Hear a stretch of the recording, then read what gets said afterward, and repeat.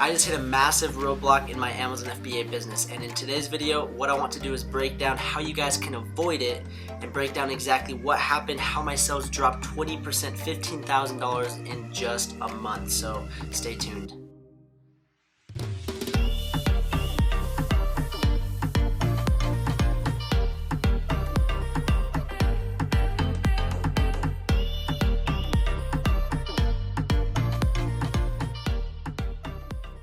What's up, champs? Welcome to today's video. My name is Trevin Peterson. I'm a full-time multiple six-figure Amazon seller, and yes, as you guys can see in the title, I hit a massive roadblock.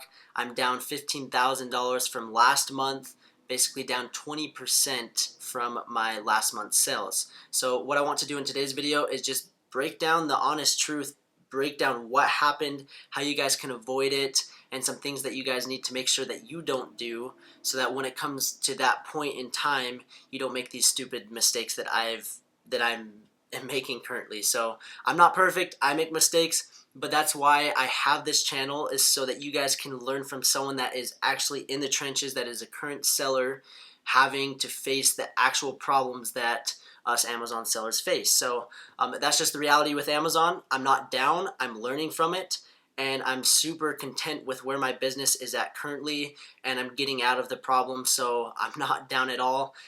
This is just a little bump in the road, and that's just the path of entrepreneurship. So just to kind of show you guys my sales and kind of show you what happened, and to show you that I am actually selling, and to show you that my sales are actually down 20%, let's dive into my seller account. And as you guys can see right here, it's just 10:30 in the morning, and my sales are really good this morning. It's just 10:30, as you can see, 60,000, just under $60,000, and right here, as you guys can see, down 20% from last month. And so there's my sales, and I share that with you just to let you know that yes, I'm a current FBA seller. Yes, my sales actually did drop 20%, and I want to share with you guys some tips on how to avoid that and what you guys need to make sure to do that, so that you don't run into those same problems. So I'm really excited about this video, but make sure, if you guys are new to the channel, I want to first welcome you guys. We're slowly growing this channel, and I just want to say thank you for your time and for your support, for your comments, for you guys reaching out to me on Instagram, on the Facebook group. It really means the world, and I feel like I'm slowly getting where I want to be. Obviously, it's not where my end goal is, but we're slowly working towards it. So I would really appreciate it if you guys would go down and hit the subscribe button. It really means a lot. Leave a thumbs up and leave a comment on this video as well. It just helps this channel grow, and that's what I want to do, is grow this channel, help you guys not make the same mistakes that I am currently making. So let's dive into the video. Alright, champs, so what happened to my FBA business? Why did I hit a roadblock, and why did my sales drop 20% from last month? So the first thing, and I know better from my mentors, from the courses, from the books that I've read, I did exactly what they said not to do, and that was spread myself too thin. I am starting a second Amazon seller account. I have a sunglass company called Trevin. I have my YouTube channel, where that's probably 95% of my time goes to YouTube, creating content like this, editing the videos, creating the thumbnail, the caption, the titles, the description, posting the content. I mean, just waiting for the videos to freaking upload, it takes like 2 hours. So all of that, there's a lot of time there. Then I have my Amazon business, which I kind of neglected, and then I also have my students inside my Amazon FBA Champion program. So I have a lot of things kind of going on, and my priorities were not where they should be. I had my students, then I had like Trevin, then I had my second account, then I had my YouTube, and my Amazon FBA business, which is my highest producing income stream, was at the very bottom of the list, which is not what I should be doing. I need to be focusing on the top priorities, which is my students and my Amazon FBA business. Those are my two most important things right now. That's where I am most committed, and that's what I need to focus on. And what I was doing is I neglected my actual Amazon FBA business. So that was something that it was silly of me. I learned from the mistake, and what happened when I was spreading myself too thin is I didn't have the time to keep up with my FBA business. So this is kind of the second thing. It ties into the first thing, and that was keeping in stock. I just wasn't monitoring my inventory. I wasn't ordering the products when I should have been because I was distracted and doing other things and not focusing on my main stream of income, which is my Amazon FBA business. So that was a huge hit. I basically ran out of stock on my best-selling products, and I was probably down, and the problem with being out of stock is it just absolutely kills your momentum. I was just absolutely crushing it. I was building my sales rank. I was top 10 in the subcategory, just absolutely killing it. And I was dropping to like 3 and 4 in the subcategory, and my bestseller rank was just phenomenal. But what happened is I ran out of stock, and this is a tip that you guys need to make sure to do if you do run out of stock, because it happens. No one's going to be perfect at this. This is probably one of the hardest things with Amazon, is keeping in stock, knowing when to reorder, because you always have problems, whether it's with your manufacturer, whether they have a delay with materials, or they ship it and you get hit in customs and it takes a few days to go in customs, and then Amazon is super backed up. Once it gets to Amazon, it goes through FC transfer, and it takes a few days or a few weeks, like 2 to 3 weeks. And so by the time you get back in stock, it could be a month later. Luckily, it wasn't a month. It was probably a week. But in that week, my sales dropped. Obviously, I wasn't selling my best-selling product for an entire week. Then my sales rank dropped. And so when I went back to relist the product, it wasn't as strong as it was before because I kind of lost that momentum. But it didn't absolutely kill my business. And the biggest tip for that is, if you do run out of stock, and when you run out of stock, because eventually it's going to happen, it happens to everyone, but you need to go in and close your listing, not delete it. You just need to close it. And basically what that's doing is it's telling Amazon's algorithm that it's closed and you're not gathering 0 days sales. What am I trying to say? Days with 0 sales. Okay, so that's kind of the philosophy and the idea behind closing the listing, is you want to make sure that Amazon knows that that listing is closed, and it's closed for a reason, and you're not gathering a bunch of days with 0 sales. Okay, so make sure to do that when you run out of stock. I did that. Obviously, I'm still going to take a little hit, and obviously in 7 days of sales, that right there is almost like 10 grand with that particular product. So that alone explains the $15,000 hit that I took. So that was the biggest mistake, is I ran out of stock. I was spreading myself too thin. And another thing along with that is there was some things that I wasn't preparing for. And what I mean by this is I wasn't taking into account some holidays that were coming where my products sold extra well.